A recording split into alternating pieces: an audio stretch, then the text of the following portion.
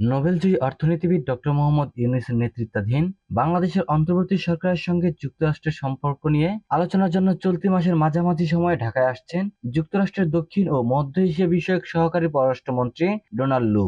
কূটনৈতিক সূত্রে এসব তথ্য জানা গেছে। অন্তর্বর্তী সরকারের সঙ্গে ভবিষ্যৎ কর্মপন্থা নির্ধারণের জন্য আলোচনা করতে চায় যুক্তরাষ্ট্র। এজন্য একটি মার্কিন প্রতিনিধি দলের চলতি মাসের মাঝামাঝিতে ঢাকায় আসা নিয়ে আলোচনা করছে দুই দেশ।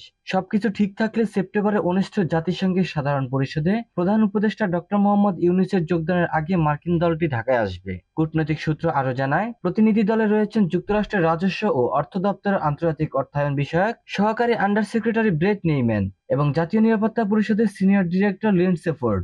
এছাড়া সেই প্রতিনিধি দলে রয়েছেন যুক্তরাষ্ট্রের দক্ষিণ ও মধ্য এশিয়া বিষয়ক সহকারী পররাষ্ট্রমন্ত্রী ডোনাল্ড লু। সবশেষ বাংলাদেশের দ্বাদশ জাতীয় নির্বাচনের পর গত মে মাসে মার্কিন একটি প্রতিনিধি দলের সঙ্গে ঢাকায় সফর করেছিলেন ডোনাল্ড লু।